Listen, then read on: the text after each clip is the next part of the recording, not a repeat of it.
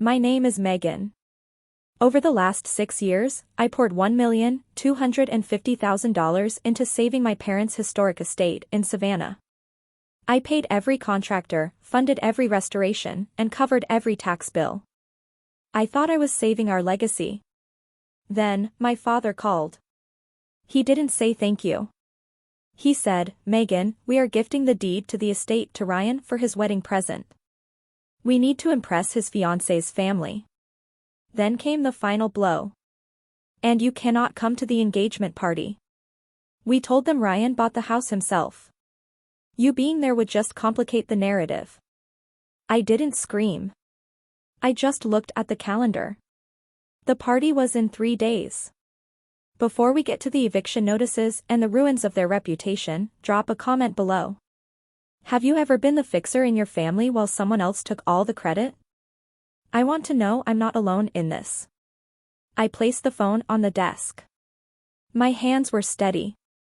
In restoration, you learn that when a structure is too rotten to save, you don't weep over the wood. You demolish it. I turned to the man sitting across from me in the dusty law library. Uncle Patrick. He was the family black sheep, a ruthless real estate attorney my parents had stopped speaking to a decade ago. I looked him in the eye and asked one simple question. Is the lien ready? Patrick didn't hesitate. He smiled, a cold, sharp expression that matched my own, and opened his briefcase. It has been ready for 6 years, he said. To understand why I was about to legally dismantle my own parents' lives, you have to understand the property. The Hayes estate wasn't just a house. It was a crumbling, antebellum money pit that my parents, Stephen and Linda, treated like a crown jewel. 6 years ago, the place was rotting. Termites had eaten through the support columns, the roof was collapsing, and the family antique business was bankrupt. My parents were paralyzed by pride. They refused to admit they were broke. They sat in the drawing room, drinking tea out of chipped china, pretending they were still Southern aristocracy while the ceiling literally fell down around them. I was 23 years old, fresh out of grad school for architectural restoration. I was making good money, but instead of buying my own place or traveling, I stepped in. I didn't just write checks. I became the general contractor. I spent my weekends in hazmat suits pulling black mold out of the drywall. I negotiated with historical societies. I laid bricks with my own hands until my fingers bled. I poured every cent of my salary and my entire inheritance from my grandmother into that house. $1,250,000. That was the cost of their pride. While I was sweating in the Savannah heat, my brother Ryan was living a very different life. Ryan was the project. The golden boy who failed upward. While I was paying for structural engineers, Ryan was partying his way through 3 different colleges, all on my parents' dime, or rather, on the money I freed up for them by paying their bills. They didn't ask him to help. They didn't ask him to get a job. They told me he was finding himself. They told me I needed to be patient. I remember one afternoon clearly. I was covered in sawdust, exhausted, calculating how I was going to afford the next shipment of lumber. My mother walked in, stepping carefully over the debris in her expensive heels. She didn't look at the progress. She didn't ask how I was doing. She just sighed and said, "Megan, try to keep the noise down. Ryan is trying to nap. He had a late night." That was the dynamic. I was the silent investor. The maintenance crew. The bank. Ryan was the resident. For years, I told myself it was fine. I told myself I was building equity, that the constructive trust documents Uncle Patrick had made them sign would protect me. I told myself that when the restoration was finished, they would finally respect what I had done. I thought I was buying my place in the family. I didn't realize I was just paying rent for the privilege of being used. But that phone call changed the equation. They weren't just ungrateful. They were thieves. They were planning to take 6 years of my labor and my capital and hand it to Ryan so he could play the role of a self-made tycoon for his new wealthy in-laws. They wanted the house, but they didn't want the daughter who built it. I looked at the file on Uncle Patrick's desk. It contained every receipt, every invoice, and the mechanic's lien that had been sitting dormant, waiting for a breach of contract. They wanted a narrative where Ryan was the hero. I decided to give them a different story. I decided to give them a foreclosure. I know the question screaming in your head right now. Why? Why did you do it, Megan? Why did you pay for 6 years? Why did you pour over $1 million into a black hole? You are a smart woman. You are an architectural restorer. You know how to spot a bad foundation. So why couldn't you see this coming? It wasn't stupidity. It was conditioning. Psychologists call it the trap of normalization. It is what happens when you grow up in a house where love is treated like a limited resource, and the price of admission keeps going up. You don't realize you are being abused because the cruelty doesn't happen all at once. It happens in degrees. It becomes your normal. It becomes the air you breathe. For me, it started when I was 10. I realized that if I got straight A's, my mother would smile at me. If I was quiet and didn't ask for toys, my father would pat my head. I learned that to be seen, I had to be useful. I had to be a net positive on their balance sheet. Ryan, on the other hand, just had to exist. He was the sun they orbited. I was the gravity that held them in place. By the time I was 23 and making real money, the dynamic was set in stone. I wasn't just their daughter, I was their insurance policy. When they needed the estate restored, they didn't ask me as a partner. They rang a bell. A Pavlovian bell. They would sigh about the termites, about the legacy crumbling, about the stress killing my father. And I, like a well-trained animal, would respond to the stimulus. I would write the check. And for a brief, intoxicated moment, they would look at me with something that resembled respect. I addicted myself to that look. I told myself it was duty. I told myself I was the strong one. But that was a lie. I was the weak one. I was terrified that if I stopped paying, they would stop loving me. I thought my bank account was the only thing that made me worthy of their last name. I normalized the fact that my mother never asked about my day, only about the contractor's schedule. I normalized the fact that my father never asked if I was tired, only if the wire transfer had cleared. That phone call 3 days ago didn't just break my heart. It broke the spell. It was the moment the bell rang, and for the first time, I didn't feel the urge to please them. I looked at the mechanism. I saw the gears turning. They weren't asking for help anymore. They were discarding the tool because they thought the job was done. They thought they had extracted every ounce of value I had, so they could afford to toss me aside to make room for Ryan. They made a fatal calculation. They assumed I was paying out of love. They didn't realize that for the last 2 years, I wasn't paying for affection. I was paying for equity. I stopped looking at them as parents and started looking at them as bad investments. And when you have a bad investment that tries to defraud you, you don't cry about it. You liquidate it. I sat in that law library, the smell of old paper and dust filling my lungs, and I felt a strange sensation. It wasn't grief. It was the cold, hard click of a lock snapping shut. I was finally canceling the subscription to a family that had been overcharging me for decades. Uncle Patrick slid a document across the table. It was the mechanic's lien enforcement notice. He asked if I was sure. I looked at him and said, I have never been more sure of anything in my life. But before we could serve them, before I could pull the trigger, I saw something that turned my cold resolve into blazing fury. I saw it on Tuesday morning. A notification popped up on my phone. Ryan had tagged the estate location in a new video. I clicked play, and my stomach turned to ice.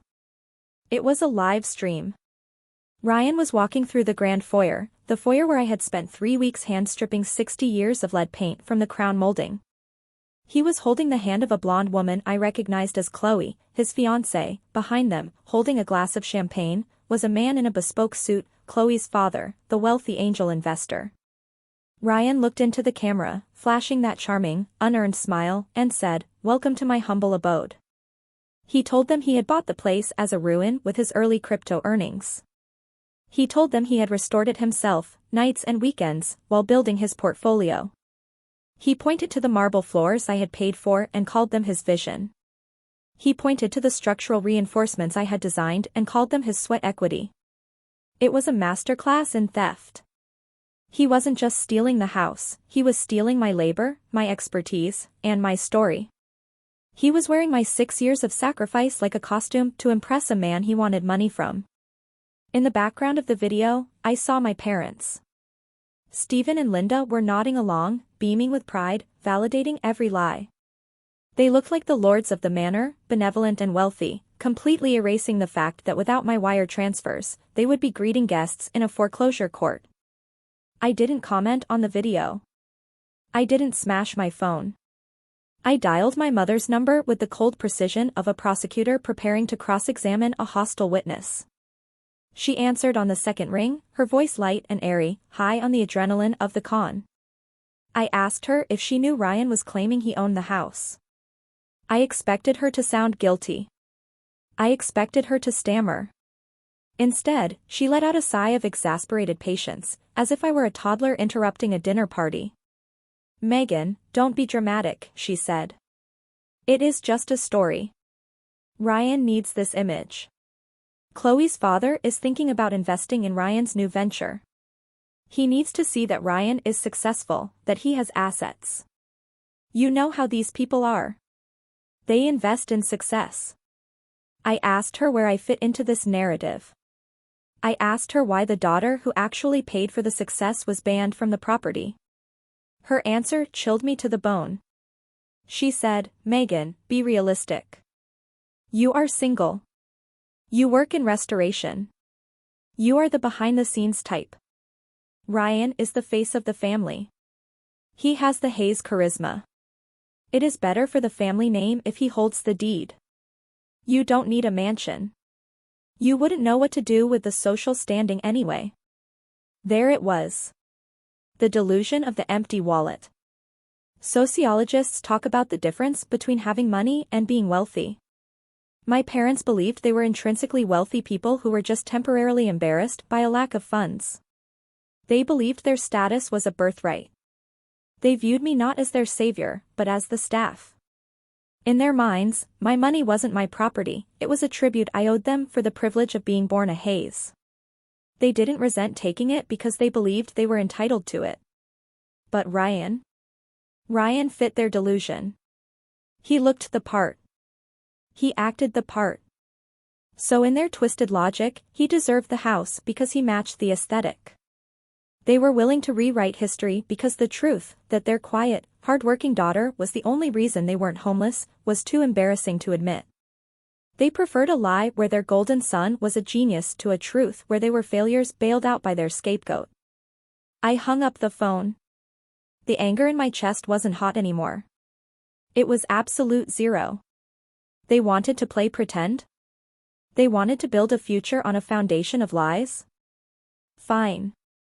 I was the architect. I knew exactly where the load-bearing walls were. And I knew exactly how to pull them down.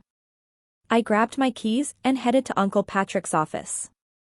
It was time to introduce them to the reality of the situation. Uncle Patrick's office didn't look like a high-powered law firm. It looked like a bunker. It was tucked away in a strip mall, smelling of stale coffee and old paper, lined with filing cabinets that held the secrets of half the county. This was the war room. And sitting on his desk was the nuclear option. He spread the documents out like a general reviewing a battle map. They were yellowed with age, signed 6 years ago in frantic desperation. "Do you remember this one?" Patrick asked, tapping a thick sheaf of papers. It was the mechanic's lien. In construction law, if you work on a property and don't get paid, you can place a lien on the deed. It means the property can't be sold or transferred until you are made whole. And this one, he pointed to another. The constructive trust agreement. My parents had signed these without reading them. 6 years ago, when the roof was caving in and the bank was threatening foreclosure, they would have signed a deal with the devil to keep up appearances. They saw the papers as just legal formalities to help me move money around. They assumed I was their daughter, and daughters don't enforce liens. They thought these documents were a shield to protect the house from the bank. They didn't realize they were a sword I could hold against them. They are in breach of contract, Patrick said, his voice devoid of emotion. By attempting to gift the deed to Ryan, they are violating the lien. We don't have to sue them for the money, Megan. We can just foreclose. It was a shift in gravity. For years, I had been begging for a seat at the table. Now, I realized I owned the table. We drafted the notice. It wasn't an angry letter. It didn't mention feelings or betrayal or engagement parties. It was a standard notice of default and intent to foreclose. It stated that the principal balance of $1,250,000 was due immediately pursuant to the acceleration clause. How do you want to serve them? Patrick asked. I looked at the calendar. The engagement party was Saturday at noon. A garden party. Catered. Beautiful. Send the process servers at 11:30 in the morning, I said. Let them read it while they are putting on their best faces. It was cold. It was precise. It was professional. I was treating them exactly how a bank treats a delinquent borrower. I wasn't being cruel, I was just auditing the books. But just as Patrick was sealing the envelope, his computer pinged. He frowned, leaning into the screen, his glasses reflecting the blue light. Megan, he said, his voice dropping an octave. Come look at this. He had run a standard asset check on Ryan, just to see if my brother had any liquidity we could go after. He didn't. But he did have a new filing with the Secretary of State. A limited liability company called Hayes Heritage Holdings. And attached to the filing was a pitch deck. An investment prospectus. I leaned over his shoulder, and the breath left my lungs. Ryan wasn't just lying socially. He was fundraising. The document was a solicitation for a $500,000 seed round for a luxury hospitality venture. And listed under the company's assets, listed as the primary collateral for the investment, was the Hayes estate. He's using the deed, Patrick whispered. He's using the deed he doesn't even legally have yet to secure a $500,000 investment from Chloe's father. I stared at the screen. Ryan had taken a photo of the house, a photo I took after finishing the portico restoration, and slapped it on a slide deck to con his future father-in-law. This isn't just a lie anymore, Patrick said, sitting back in his chair. This is securities fraud. If he takes that money, he's committing a felony. Wire fraud. Bank fraud. Take your pick. The room went silent. The air conditioning hummed, but I felt sweat prickling my neck. This changed everything. If I stayed silent, if I let the party happen and let Ryan sign those papers with Chloe's dad, I wasn't just a pushover. I was an accessory. I would be letting an investor be defrauded using my property. My parents weren't just gifting him a house, they were handing him a loaded gun, and he was pointing it at his new family. They were so desperate to maintain the illusion of success that they were willing to let their golden child walk into federal prison. We can't just send the letter, I said, my voice shaking, not with fear, but with the adrenaline of absolute clarity. We have to stop the transaction. Patrick looked at me. If we do this, Megan, we aren't just ruining a party. We are ending his life as he knows it. We are exposing him as a criminal to the people he is trying to impress. There is no coming back from this. I thought about the sawdust in my lungs. I thought about the check I wrote last week for the property taxes. I thought about Ryan's smirk in the video, claiming my work as his own. And I thought about Chloe's father, a man about to write a check for $500,000 to a ghost. He made his choice, I said. He decided to play businessman. Now he gets to learn about due diligence. I grabbed my purse. Get the process servers, I told Patrick. But you and I are going to the party. I need to deliver this disclosure in person. The engagement party was a masterpiece of Southern Gothic delusion. White tents were pitched on the south lawn, the grass emerald green thanks to the irrigation system I had installed 3 years ago.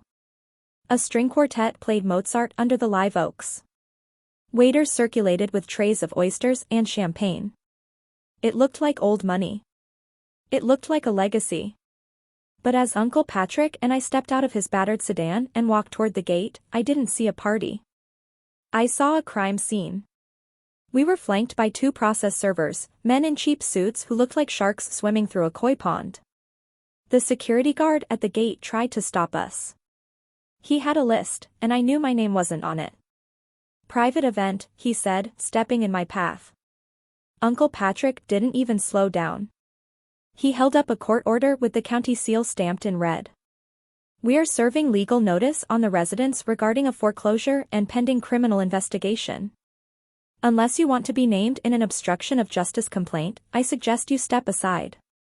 The guard blinked, looked at the seal, and stepped back. We walked through. The music didn't stop immediately. We moved through the crowd like oil through water. Heads turned. Whispers started. I saw old family friends, neighbors, people who had watched me grow up, looking at me with confusion. Why was Megan here? Why was she wearing a business suit instead of a cocktail dress? Why did she look like she was marching to a funeral? My father saw me first. He was standing near the champagne tower, laughing at something Chloe's father said. When his eyes landed on me, the laughter died in his throat. He set his glass down so hard it shattered. Megan, he hissed, rushing to intercept me before I could reach the head table. What the hell do you think you are doing? You are not welcome here. Get out before I have you dragged out. I didn't stop walking. I didn't even look at him. Touch me, Stephen, and I add assault to the list of charges, I said, my voice carrying over the sudden silence of the quartet. I walked straight past him, past my mother who had turned ghost white, past Ryan whose smug smile was dissolving into panic. I stopped directly in front of Chloe's father. He was a tall man, imposing, the kind of man who built his fortune on due diligence. He looked at me, then at the file in my hand. Mr. Sterling, I said. My name is Megan Hayes. Before you sign any papers with my brother, I think you should read this. I handed him the file. It wasn't the foreclosure notice. It was the fraud packet. The deed with my name on it. The mechanic's lien. And the Secretary of State filing where Ryan had listed my property as his collateral. What is this? Sterling asked, flipping open the folder. That is proof that the asset backing your $500,000 investment doesn't belong to the company, I said loud enough for the room to hear. It belongs to me. And it is currently in default. Ryan scrambled over, knocking a chair aside. Dad, don't listen to her. She's crazy.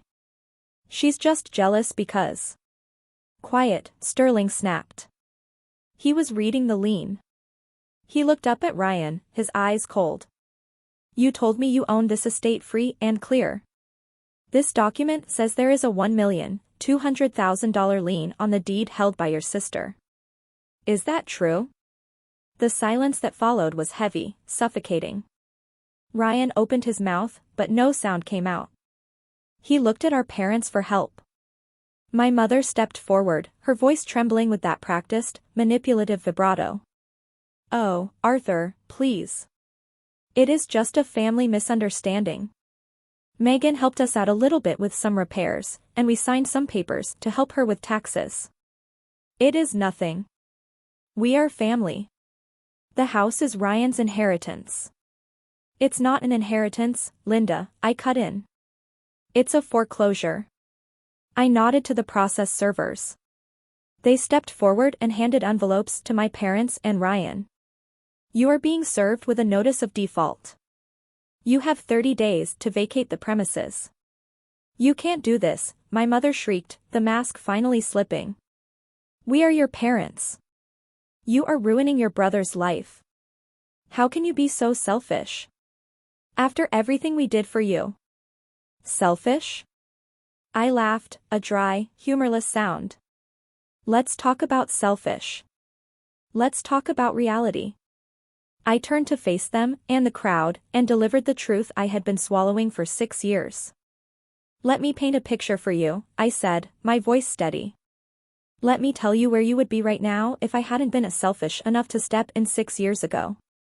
You wouldn't be standing on this lawn drinking champagne. You would be living in a 2-bedroom apartment in Garden City, dodging calls from creditors. This house would be a teardown owned by the bank. The antiques would have been auctioned off for pennies on the dollar. I pointed at the restored columns. I paid for those. I pointed at the roof. I paid for that. I pointed at Ryan. And I paid for him to pretend to be a man while I was covered in drywall dust. I looked my mother in the eye. You aren't wealthy people having a bad day. You are destitute people who have been living on my charity. And you repaid me by trying to steal the only thing I have to show for 6 years of my life. I'm not ruining you, Mom. I'm just stopping the subsidy. I am returning you to the life you can actually afford. Sterling closed the folder. He looked at Ryan with absolute disgust. The deal is off, he said. And if you ever contact my daughter again, I will have you investigated by the SEC. He grabbed Chloe's hand. We're leaving. Chloe looked at Ryan, pulled off her engagement ring, and dropped it into the champagne glass. The party disintegrated. It wasn't a slow dispersal. It was a flee. Guests scattered like roaches when the lights turn on. My father was screaming at Uncle Patrick. My mother was sobbing on the lawn. Ryan was staring at the ring in the glass. I didn't stay to watch the end. I had delivered the message. I turned around and walked back toward the gate. My father shouted something about disowning me, about me being dead to them. I know, I whispered to myself. That's the point. I walked out of the gate and got into Patrick's car. For the first time in 6 years, I didn't have a project to manage. I didn't have a family to save. I just had the hum of the engine and the wide, open road. The collapse wasn't slow. It was instantaneous. By Monday morning, the engagement was officially dissolved. Arthur Sterling didn't just walk away, he scorched the earth. His lawyers contacted Uncle Patrick to confirm that they would be cooperating fully with the district attorney regarding the attempted securities fraud. Ryan wasn't just single, he was under investigation. The golden child who had coasted through life on charm and my money finally hit a wall he couldn't smile his way over. The eviction took exactly 30 days. My parents didn't fight it. They couldn't. Without my monthly transfers, they didn't have the funds to hire a moving van, let alone a defense attorney. I watched from across the street in my car as the sheriff arrived to execute the order. It was a quiet affair. There were no more screams, no more demands for respect. Just 2 older people carrying boxes of clothes out of a mansion they had pretended to own, loading them into a rented sedan. They left the antiques. They left the grand piano. They left the legacy. They finally realized that you can't pack a reputation into a cardboard box when you have nowhere to take it. 3 months have passed since that garden party. I am sitting on the porch of the Hayes estate right now. The sun is setting over Savannah, casting long shadows across the lawn where the tent used to be. But the house looks different. There is a brass plaque next to the front door now. It reads, Hayes Architectural Restoration and Design. I didn't move in. I didn't want to live in the ghosts of my childhood. Instead, I turned the estate into the headquarters for my new firm. The drawing room where my mother used to drink tea and judge me is now my main conference room. The foyer Ryan tried to claim as his own is where my clients wait to sign contracts. The house is finally paying for itself. It is no longer a money pit or an altar to my parents' ego. It is an asset. It is a tool. And most importantly, it is mine. I heard through the grapevine that Stephen and Linda are living in a 2-bedroom apartment near the airport. It is small, beige, and completely average. They don't have dinner parties anymore. They don't have a legacy to hold over anyone's head. They are just people. Ryan is currently out on bail, awaiting trial for wire fraud. The self-made tycoon narrative didn't hold up well in a deposition. People ask me if I feel guilty. They ask if it keeps me up at night, knowing I evicted my own parents. I tell them the truth. I sleep better now than I ever did when I was paying their bills. The guilt I used to feel was just the fear of their disapproval. Once I realized their approval was for sale, and I was the only buyer, the fear vanished. I learned that you cannot build a life on a foundation of lies, and you certainly cannot build one on my dime. I learned that love without respect is not a relationship, it is a transaction. And I decided to stop the transaction. I didn't lose a family that day. I lost a liability. And in exchange, I regained my future. If you have ever had to burn a bridge to save yourself, if you have ever been the one holding everything together while being treated like you don't matter, I want to hear from you. Tell me your story in the comments. What was the moment you finally said enough was enough? Because trust me, on the other side of that decision, there is a peace you cannot imagine.